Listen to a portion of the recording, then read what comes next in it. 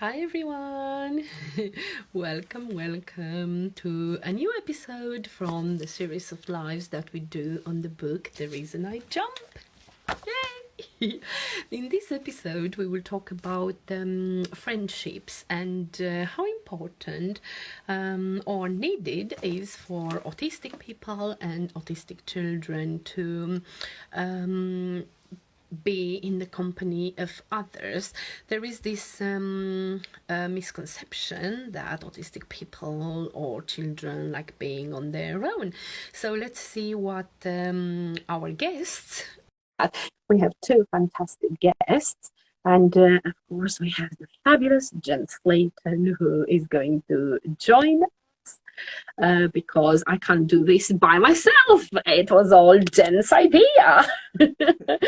So, hi Jen. Hi, it was actually teamwork. Hi Denise. Hello, ladies. Hi. Good to see everyone. Good to see you too. I'm just gonna invite the other Jen.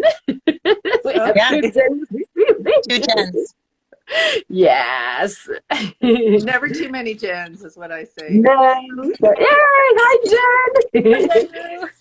Hi everybody. So I'm handing it over to Jen, our moderator for today. Okay. All right. Well, I want to thank everybody for being here and people that are joining. And I thought I'd like to just start with a brief introduction. So I'm a psychotherapist and a coach, and I specialize in autism and neurodiversity, which I've been doing for a very long time, which I won't say how long.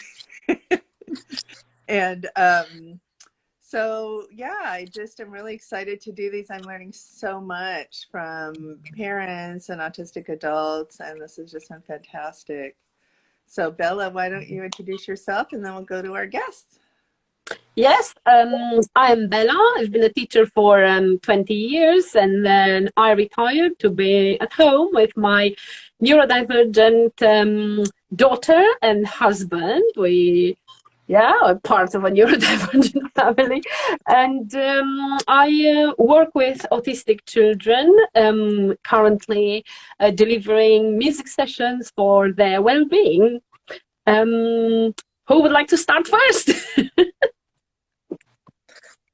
Jen? Sure. Why not? So I'm Jen. I post on Life of a Neurodivergent. I'm an autistic adult, also dyspraxic, dyslexic, and ADHD. And I currently am self-employed and own my own business called DIY Vinci, and I'm very into all the arts and crafts. So, What is your Great business? to meet you. DIY Vinci. Okay. Vinci. Yeah. Like Da Vinci, very cute. Yep. Very cute. Yes, I'll have to check that out. Yeah. Nice to meet you. We haven't. Yeah, you too. Yeah. All right. Hi, I'm Denise. I'm in Los Angeles. And I am the proud parent of a son who's on the spectrum with ADHD. He's 8 years old now.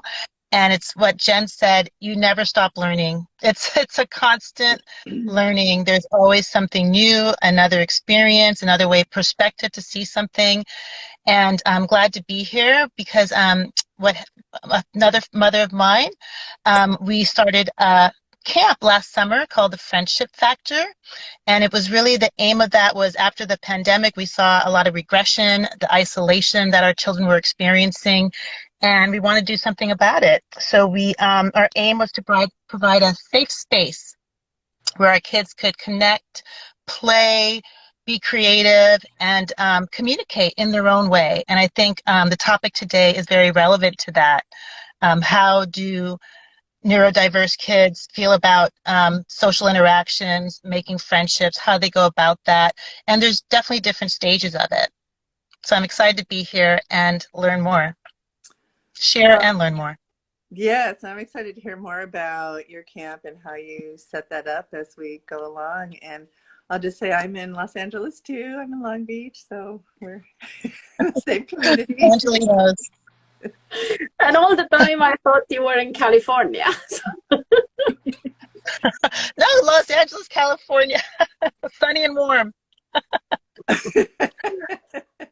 My geography is mixed up. That's okay. Let's get to the book. I feel the same way about Europe when I hear about different cities and stuff. So, all right. So what I would like to do is we have a chapter out of The Reason I Jump, and the book is written by Naoki Higashida, who was at the time 13 years old, a nonverbal boy, autistic boy. So he wrote this book using an alphabet keyboard. And our guest last week, I was so amazed, her Sonia, her son, Sophie, I'm sorry, her son, I think he was 9 at the time. He communicated to her by finding chapters in the book and showing them to his mom to let her know how he was feeling. So that's amazing. So this chapter is called, Do You Prefer to Be on Your Own? It says, don't worry about him. He'd rather be on his own. How many times have we heard this? I can't believe that anyone born as a human being really wants to be left all on their own. Not really. No, for people with autism, what we're anxious about is that we're causing trouble for the rest of you, or even getting on your nerves. This is why it's hard for us to stay around other people. This is why we often end up being left on our own. The truth is, we'd love to be with other people, but because things never ever go right, we end up getting used to being alone without even noticing this is happening. Whenever I hear someone remark how much I prefer being on my own, it makes me feel desperately lonely. It's as if they're deliberately giving me the cold shoulder treatment. So that's the end of the chapter. So many of these chapters are just heartbreaking. I guess I'd like to go to you, Jen, first. And how do you resonate with that? And is that something similar that you experienced, or you've had a different experience? For sure. Basically, for me, I can almost say, the answer to the question, do you prefer to be on your own, is both yes and no for me. Yes, in the instance of, I do like to be on my own sometimes when I need help, like extra processing time to process, the day's events, or I'm overstimulated. So there's just like, I already had enough of the world around me. I just need some time to myself. Or, demand avoidance, kind of, all these demands and pressures kind of build. It's kind of the overstimulation part of it.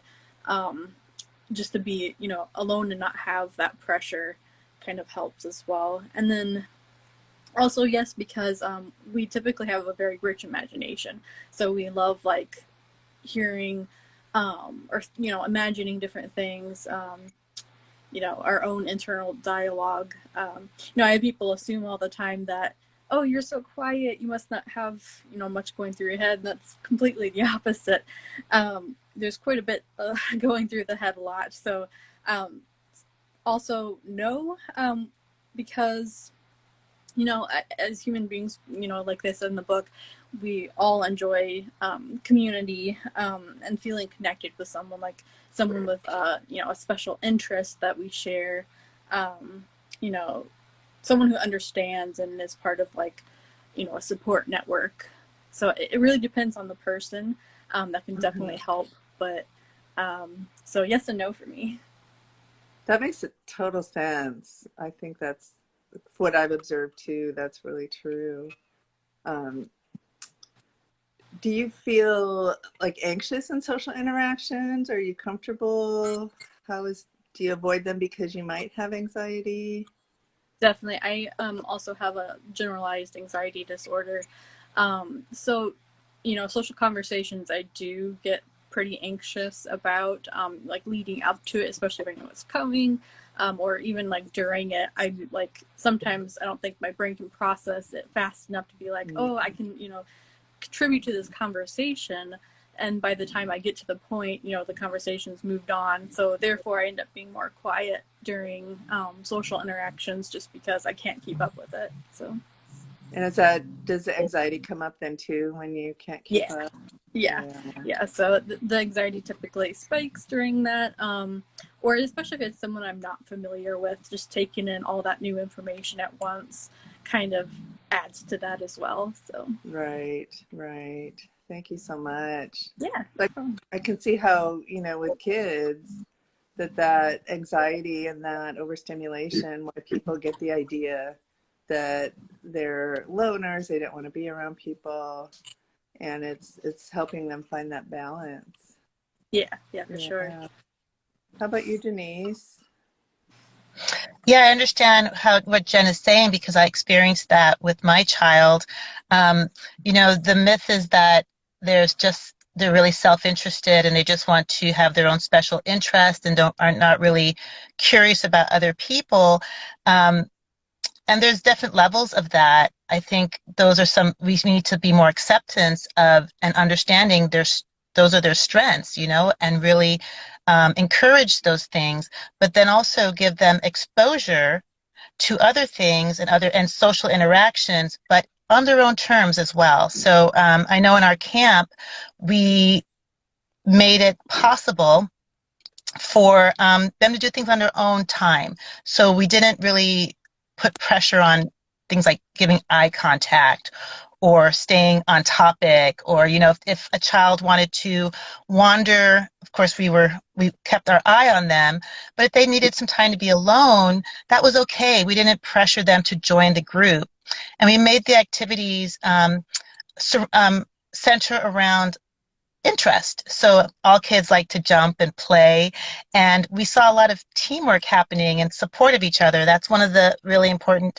tenets of our camp. It was shared experiences so they could support one another. And our camp was specifically for neurodiverse and neurotypical kids, because a lot of neurotypical individuals have to learn that these behaviors aren't so strange. They're just different. We all, communicate differently. Different cultures do things, handshake differently, many different ways, and it's just another way of communicating. So definitely we stressed acceptance and understanding. And I think both neurotypical and neurodivergent children in the camp appreciated that and learned from it. Yeah, so you broke up a bit, but you said, so the camp is for both neurodivergent? Yes, that's what it was about: diversity, equity, and inclusion. And it was a nice balance it was 12 children with a nice balance of I think 7 neurodiverse and 5 neurotypical. Wow. Boys and girls. That's lovely. Yeah. Yeah.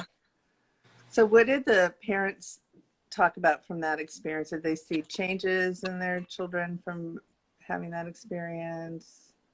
It did. It created space for the neurotypical children to understand that we all go through struggles, and that sometimes it's just taking a step back to listen and understand, like I said, it's differences of how we express ourselves. And I mean, they're children. All children have meltdowns in different degrees.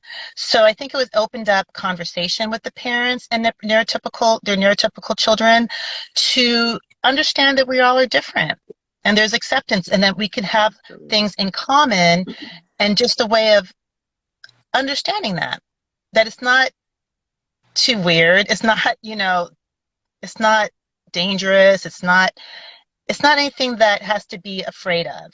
It's just a different way of expression.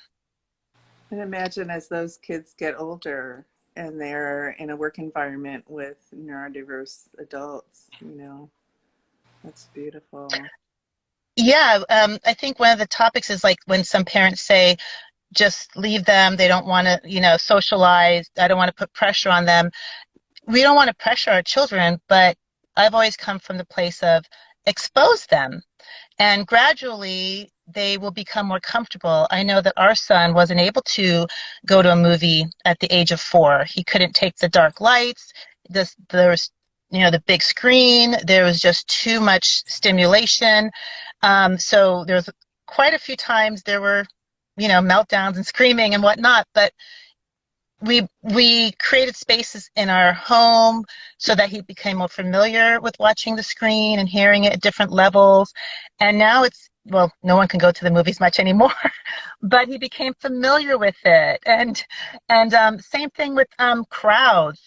Um, I traveled for work previously before the pandemic. So we got him on airplanes. There was a lot of uncomfortable situations, people looking at us, caring, having to explain ourselves. And I think that's the one thing that with our camp, we really want to educate. And we want to educate so that those uncomfortable situations become less and less, so that people aren't looking at your child and going, he's just spoiled, they're rude, they have no control over him. No, he's on the spectrum. This is a very sensory environment. He's not really comfortable right now, but we have these tools. We've brought this, and that, and we're going to get it under control. And so now we're creating some empathy and understanding. Wonderful. Bella, do you want to read some of the comments? Yes, they are there on the computer, so sorry, I'm looking that way. Yes, so we had quite a few people joining us. Thank you very much. It's really amazing. And it seems to be always like a variety of neurodivergent and also neurotypical people, which is really amazing that everybody wants to join the conversation and, learn. And then I loved Denise's idea, and the camp, because, like you said, imagine those children growing with the right information about the different children, and also they go back in their families and they explain, what have they seen and why some things are happening and how actually they had fun with the neurodivergent children. So anyway, it says, we have a comment from Amai Stav. I'm not sure I'm saying it right. So it says, that's really interesting. I've also wrongly assumed that silence means the mind is quiet. The mind is quiet. Definitely food for thought. And then she says, my son is autistic and nonverbal, and I've just learned from this live that he also needs processing time. I've been calling it decompression, but limiting it where I can. But then limiting the time may not allow enough time to process, enough processing time. So yeah, I'm pretty sure somebody can comment on this. Either you, Jen, with all your experience. And yes, actually, autism says, I'm relating to you, life of a neurodivergent. I also have generalized anxiety disorder. And what else have we got over there? Yes. So, yeah, it's really... Thank you. Thank you, everybody. Yeah, I would love to hear from Jen about that as far as processing time. How does a parent know when to kind of pull their child out of their room, or what would you say to that? Basically, I think even just asking them would be, a good way to go. Are you overwhelmed? Sometimes it's hard for us to gauge exactly what we're feeling. I have alexithymia, I think it's pronounced. So it's we don't always know our emotions, and we're feeling it, but we're not knowing how to relate to it. So we may be overwhelmed and may not be displaying it normally or how others would think we would be displaying it. For me, it comes out more in shutting down and anxiety. So if I'm super quiet, not engaging much, that's a sign I'm overwhelmed. When it's processing time, it's usually more I'll have more hesitations in my speech, or I'm not contributing to the conversation as much, so I may need a more of a prompting question, or more direct question, or my name said, so Jen, this, that kind of directs me to re-engage in the conversation. So I think pulling out, you could always just give, ask, do you want to go do something else quietly, or, ask them a question to see if they will re-engage into the conversation. So if you're kind of taking time to yourself and you're in your imagination, and is there, as a parent, how much should they be concerned about their child being engaged with the family or doing other things versus in their own imagination? Do you know what I'm asking? Like, is it too much sometimes, or what would you I say? think, yeah, definitely there can be like a fine balance. I find sometimes I can get hyper focused into my imagination. So it could be a book, it could be just my drawing. Sometimes I'll be like get into drawing and at noon, and by the end of the day it's evening and I don't know what happened. So hyper focused, sometimes it's like, oh, that might take away from eating or drinking or using the restroom. So when it's affecting that, definitely try to incorporate some breaks in there. But I do also find that, like, if I'm really into something and having an interruption and being forced to go a different way will also, induce more anxiety or even agitation or irritation, because I was so into this thing and now I have to redirect to something else. So that executive functioning kind of hits right there as well. I think that's where some of the kids, the meltdowns happen. Yeah, indeed. Yeah. I know we learned early on about prompting and letting them know how the day is going to go and what activities we're going to do and the duration of the time. And I used to think, wow, why is he so fixated on how long we're going to be somewhere? I really don't know. But even if I give him just a sort of idea of itinerary for the day, it really does change his outlook, because the transitions are easier. And I can say for my son and my co-founder's son, they are the best of friends. They really are compatible. It's great that they speak pretty much the same language. My son's a little bit more hyper than her son, but they get along really well. And what we see is that if we're doing something in one room, like working at home on the computer, they'll come from where they are, even if they're on their computer or playing a game or video game, they'll come in our company. So it's not always like there's a conversation going on or we're watching the same movie. They'll ask, Mom, where are you? They want to be around you. And even when we're at families, they might be doing something in another room and they find that people are, migrating towards the kitchen. They'll follow. So it's not always that there's this engagement, but they want to know that they belong and this is their family, where they should be. And I think that should be in many environments, school, playgrounds, throughout, there should be access and acceptance. That's beautiful. That's beautiful. So do you find your son, does he get along better with other neurodivergent kids? Or how does you have the neurotypical kids at the camp? Like, how do you facilitate friendships with your son?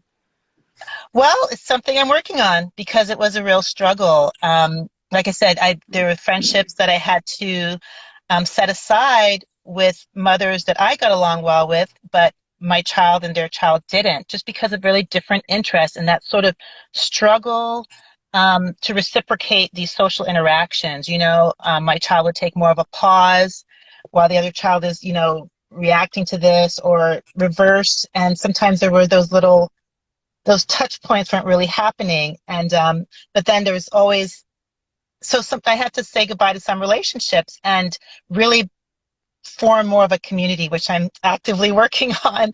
I would say Dash has autism and ADHD, so he has both of that, like fixated on interest, and could really get into hyper focused, but then he's very impulsive and reactive as well. So it was really identifying those triggers and me taking a pause. What is making him react to that? And instead of me being so reactive, it was like, what's going on right now? What are you feeling? And a lot of problem solving. And including him in the problem solving. So, so I'm very open about talking about this thing. So if there is a conflict with another child, we talk about it. You know, we might take a break, take a minute, but when we come back and talk, what were you feeling? What made you upset? Okay, so I see he did take that, you know, grabbed it out of your arm, but we're going to share it now for 5 minutes, and then then we resolve it. And a lot of it is, as a parent, it's learning for yourself, really.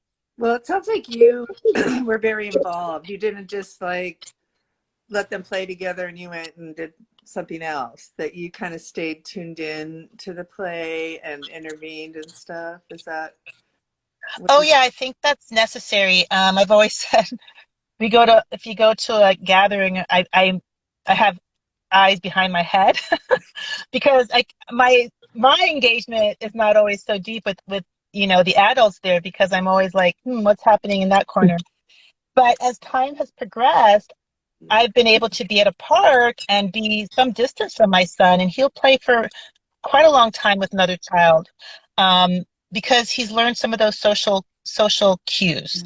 And what's so different, because at one point we were doing social skill classes, and I really wasn't happy with them. They weren't authentic. They weren't in organic sort of situations, and that was one of the reasons, again, we sought to find something that would really be just more organic to how children interact. And that's through play. That's through creative, you know, activities. Not looking at a whiteboard and saying, this is Jim, when you see Jim shake his hand. But those are things that happened. It's and true. you're sort I'm of like, laughing because I know it's true. Yeah. Sorry. that's so not natural. And there is going to be conflict, and you really have to talk it through. And no one's right, just no one's wrong, like I said. But it was really, getting in between that, a lot of apologizing to parents, a lot of working it out, and a lot of explanation. And I'll just mention that I've been told, I'm not going to say, but some people have told me, you don't have to, you know, share with everyone that your child is on a spectrum. You don't have to educate anyone. But I'm like, no, actually I do. And I've made that a mission of mine to educate, because I'm not going to go to the park and have everyone stare at us when something happens and have these assumptions. No, I'd rather educate them. I'd rather walk over to them and say, my son's on a spectrum. He's having a moment. And sorry that incident happened. We can reconvene after he's calmed down. That's the mom that I am. And if I have, you know, if I'm notorious for that, that's okay with me. Yeah, thank you so much. That's I think that's such good like role modeling, what you're talking about, and good example for other parents, because I agree with you that you have to be involved and out there and educating the community. Yeah. Bella, go ahead. Bella, do you want to read some comments for us? Yeah, there are lots of people agreeing with what's been said. I agree 100%. I agree. Yeah, as Ross was saying, my life autistic. Yeah, being quiet is a bad sign for me. I'm usually really struggling by that point. It can knock your mental processing. And yeah, I think that was the rest. It's just I agree. I don't like Zoom calls. Helen said. yeah, I prefer them as compared to face-to-face ones. Go for Zoom. I just wanted to say some things as well, because when you asked Jen, you know, what's the moment when a parent might understand that the autistic child is actually ready to socialize or interact again after they've been on their own for a while. I used to notice something when I was teaching in the classroom, you know, And what I was noticing was that after the, neurodivergent child took some time off, he did what they did, what they wanted, to do, or took their own time in whatever space we had in the classroom assigned for that, or whatever space they were choosing for themselves if they wanted to. I noticed that after a while they started just looking what the others were doing. So if they were drawing something, or if they were having anything that was comforting them, like a little blanket or a soft toy and so on, and they were just focused in there. I knew that when I've noticed in time, nobody kind of told me or taught me, but I've noticed in time that once they start looking and really looking what the others are doing, it was a sign for me that I can talk to them and say, would you like to come and join us to do that and that? Or would you like to join them to do whatever the other children were doing? And I've noticed that it was like 99% of the time they were ready and they said, yes. So that was the sign for me that they were not focused on what they were doing by themselves anymore. They were paying attention to what the others were doing, and that's a sign. And it happens the same in my studio in here, when the child is coming and maybe something happened at school before they come to see me, or something happened in the car, or they are just not feeling themselves. It happens the same in here. I might play some soft music or some soft songs, or I might just say a story, but I'm not insisting on them to interact with me, or I'm not trying to get their attention desperately with something.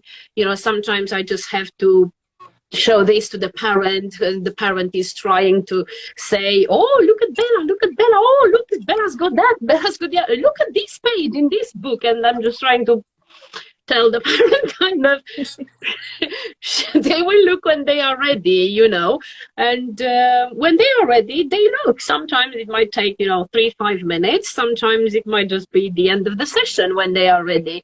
But it doesn't mean they didn't pay attention, because next time when they come, they look around the room to find the book that I read previous time, when I thought that actually they didn't pay any attention, but they actually paid attention to what was going on around them. And yeah, I think kind of to answer your question, and what was Amisa or something like that, the name was, sorry, I'm so bad with the names. I think especially when the child is non-verbal, like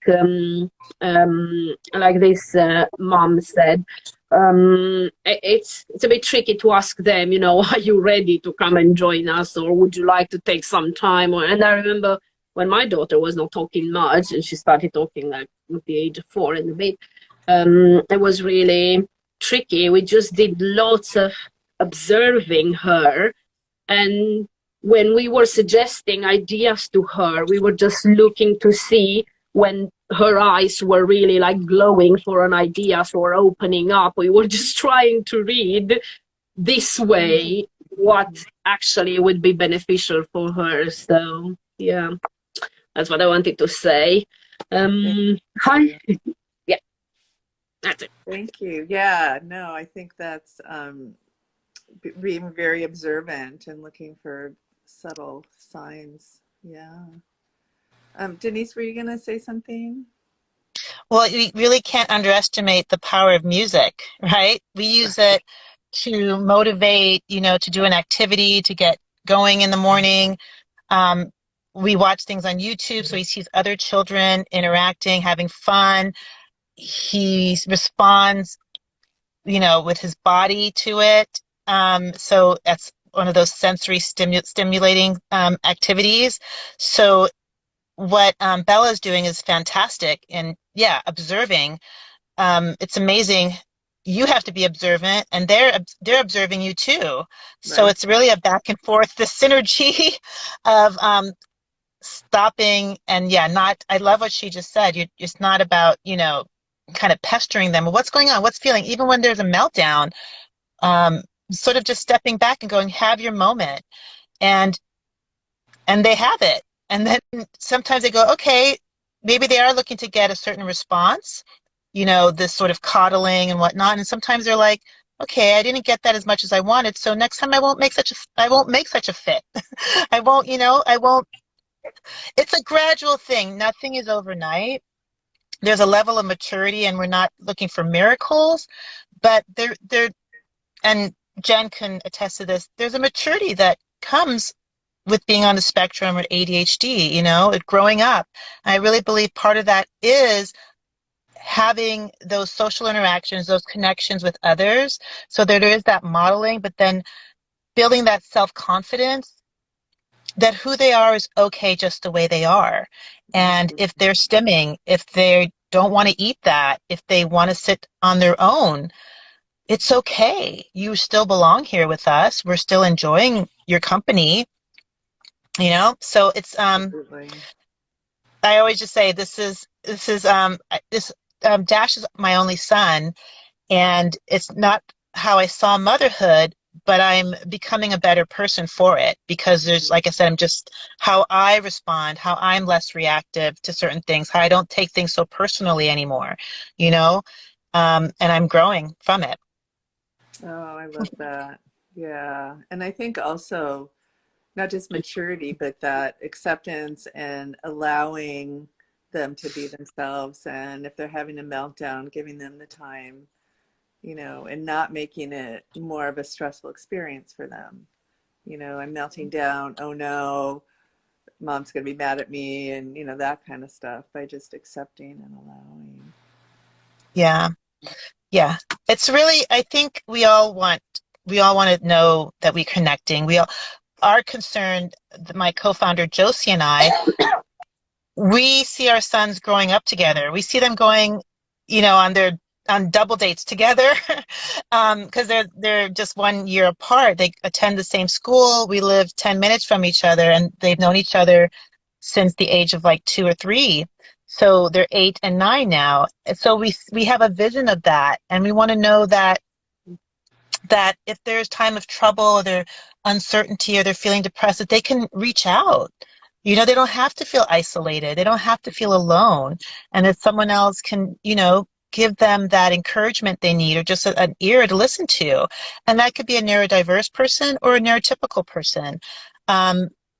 So I really believe in the power of friendship, and that we as parents should encourage that at different levels. Like I said, the spectrum is broad, so there's going to be nonverbal, there's going to be, you know, verbal, you know, different levels, but we all just want to belong, and your kids want to belong, and there just needs to be that education, that acceptance, that how they present themselves is okay.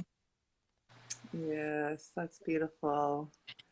How are you feeling about that, Jen? And what was your childhood like as far as friendships and Definitely. My I wasn't diagnosed until just last year, but my friendships, I was introduced to a gal that was a friend of the family, and we were like best buddies for most of my childhood.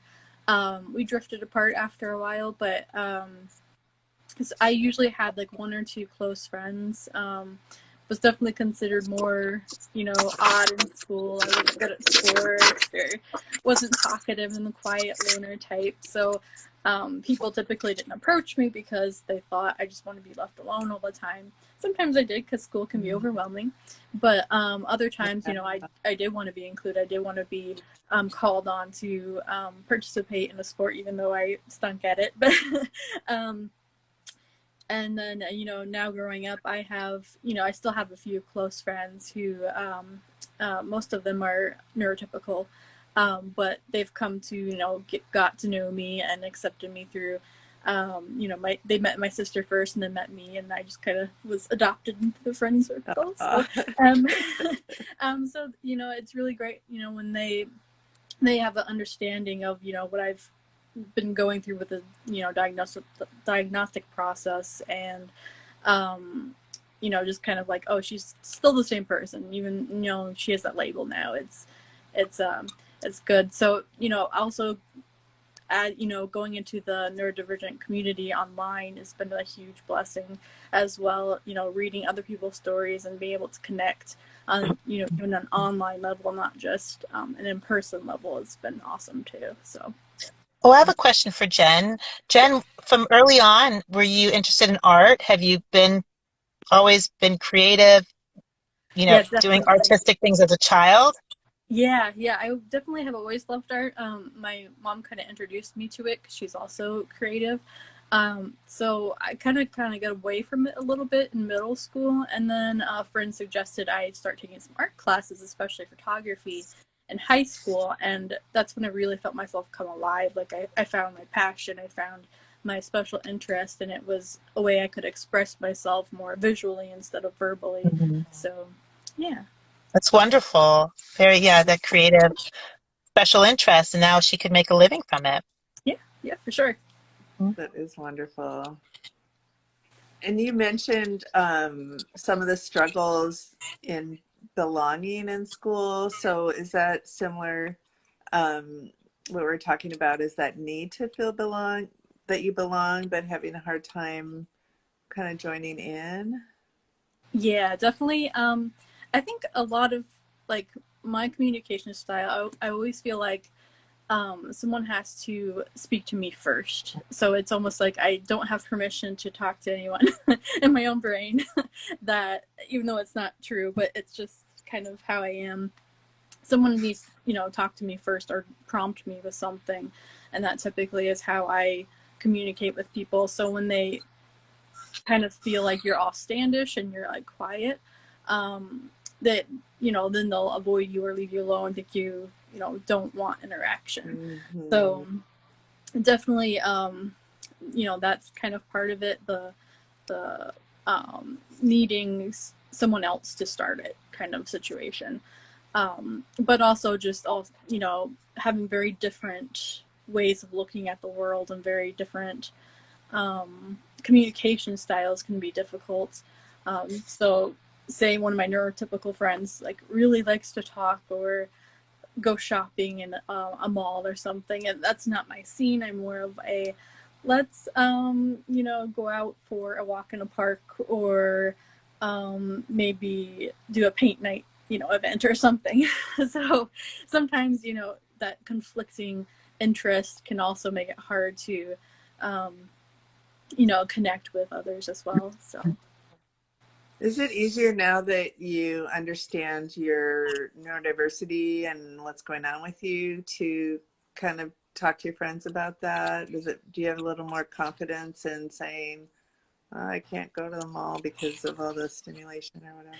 Yeah, for sure. I've definitely got more confident, because for a while, internally I'd be like, why am I so different? Why am I doing all these things that everyone thinks is weird, or why can't I do what they're doing? I just can't without all this anxiety eating away at me.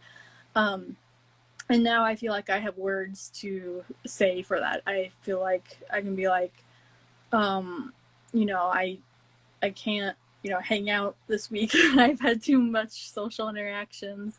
I've hit my allotment of words for the day.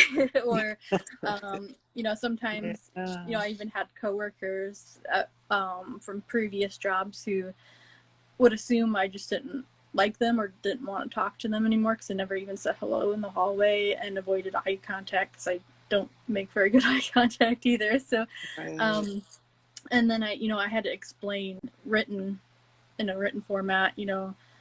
I realized I have this sensory processing issue, and at work I was just so overwhelmed that I just could not expand any more energy to add those little conversations with other people. So wow.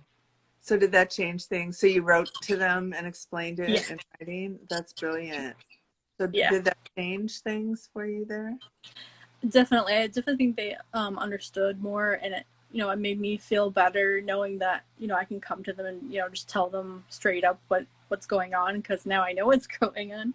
And they also understood, and you know, I didn't really have a chance to interact more in person after that, but I think, you know, because I ended up leaving the company not too long. Oh, okay.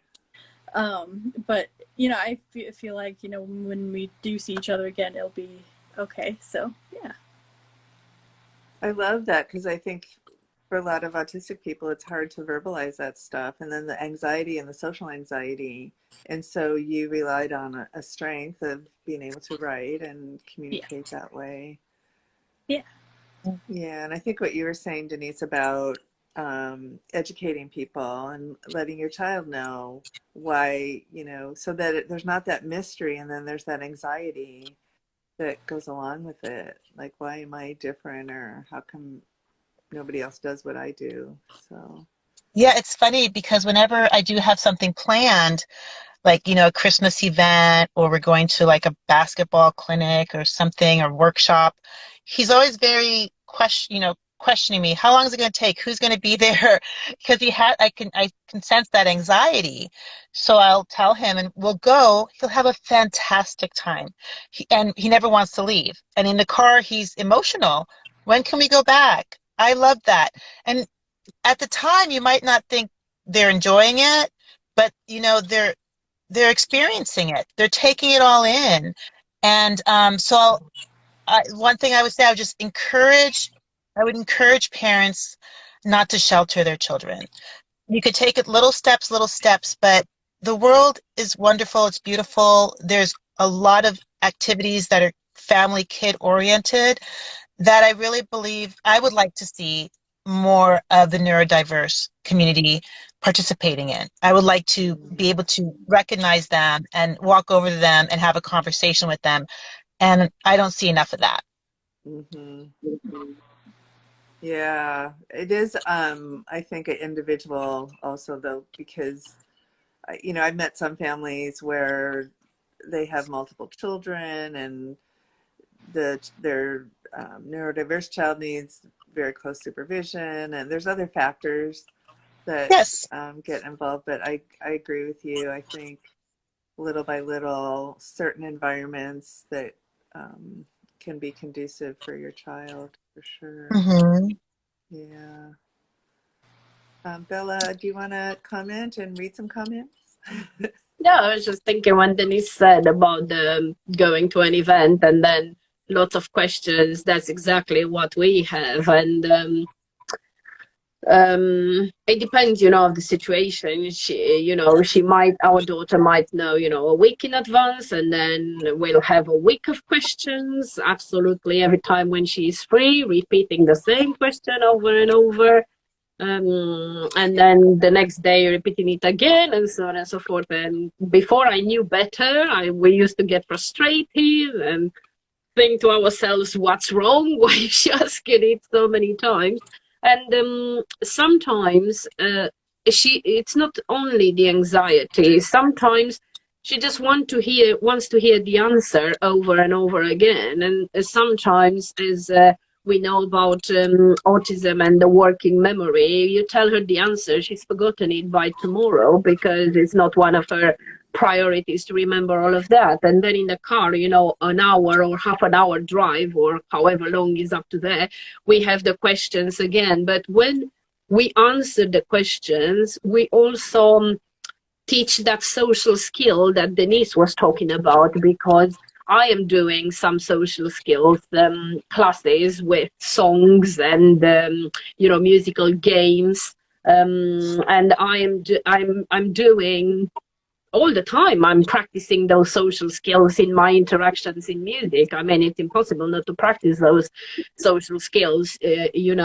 but however, once she's asked a question, we don't just give the answer, we present it like in a larger context, modeling to her what the behavior might be, the behavior of other people, what she might be able to do when we get there. You may be able to meet so-and-so. They might want to play with you. What's your favorite game? That one. Do you think that would be the same favorite game for the other person? And what happens if it's not? And they really want you to join in this game that you don't know. So we also ask some questions back, and we've noticed that it's been about a year when we've really been doing that, and it also helped a lot because her language has boosted as well, and that helps with the back and forth conversation as well.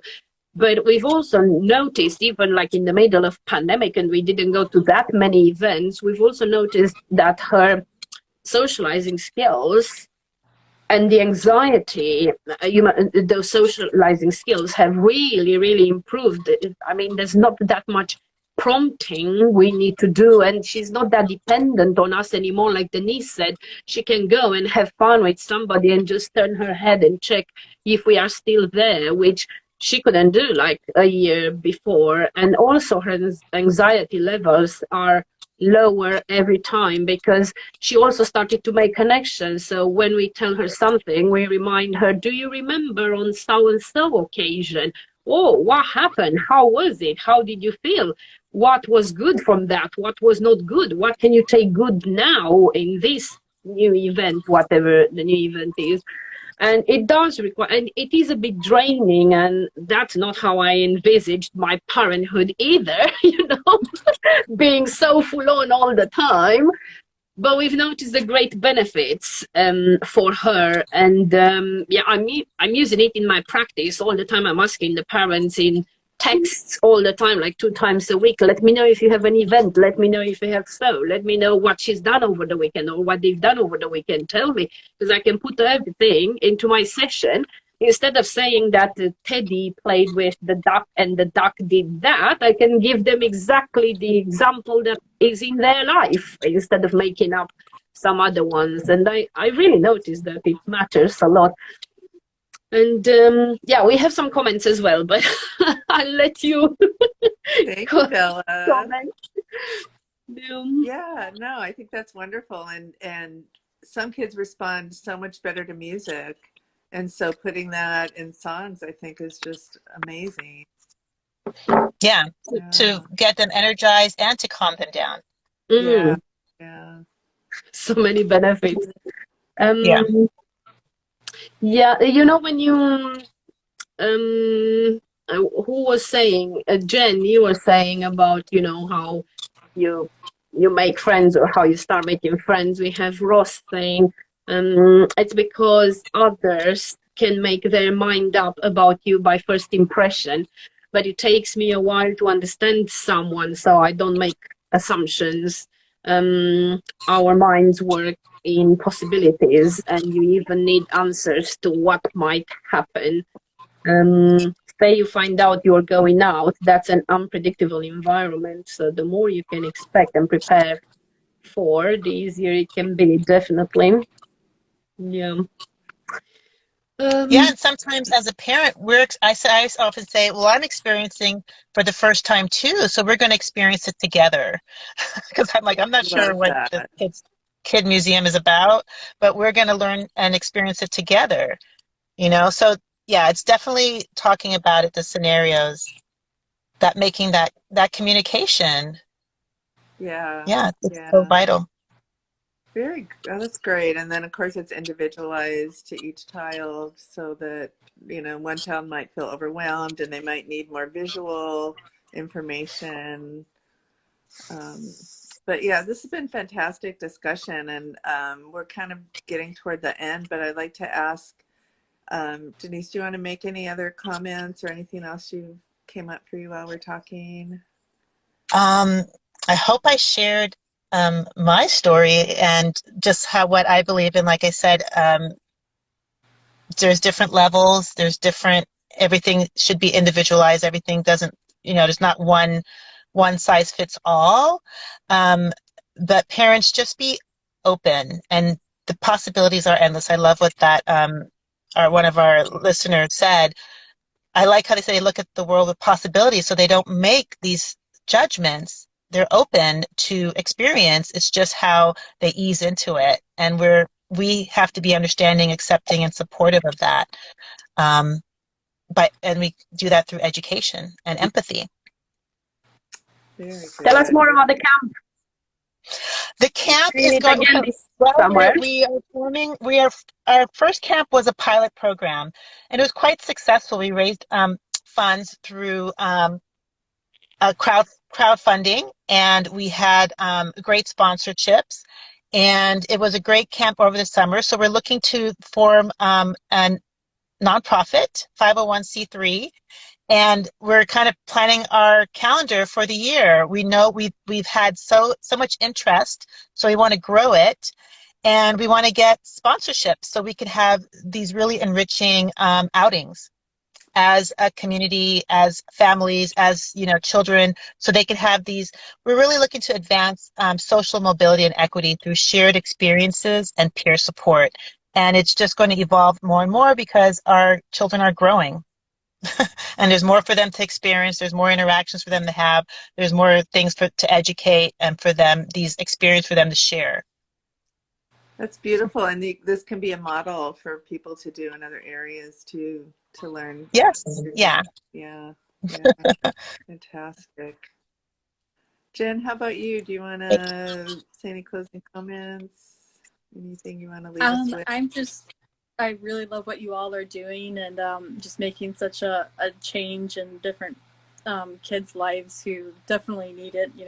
I was just thinking when I was a kid, I would have loved to have some of these resources that you guys are providing now, which is really awesome. So thank you.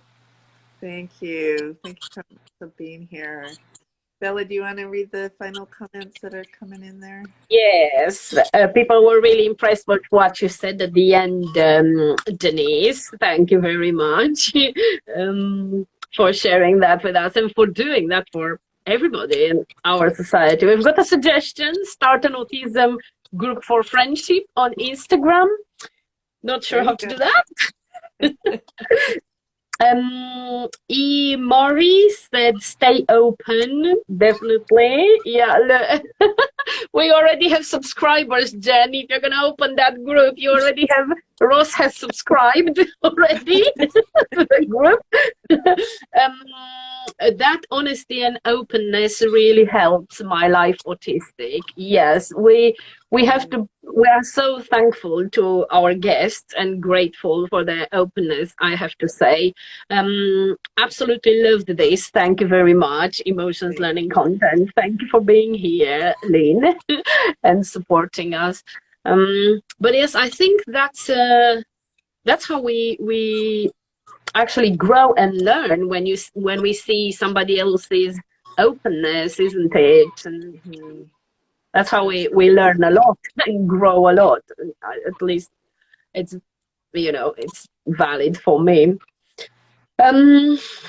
Yes, very well said. Here. That's it. So I would say thank you so much, Denise, for being here and taking from your time. My pleasure. Thank you, Jen, as well. It was really lovely to see you again. Yeah, you too. Yes, thank you thank you, Jen, for organizing this. Thank you, Jen. Yes, this has been great. Thanks for inviting me. It's been a real pleasure. Yes, and we'll be here. So I think somebody asked if we do this every week, and we do every Wednesday, 12:30 Pacific, 8:30 UK time. So we'll do another chapter and have more discussions. So if you'd like to come on live with us, just let us know. And we're just having a great experience with this. Thank you for sharing from your experiences. Sarah said, yes, that's true. Thank you for sharing from your experiences and your true selves. Yes. Have a lovely day or evening. Thank you. Bye. Bye. Bye. Bye. Bye. Bye, everyone.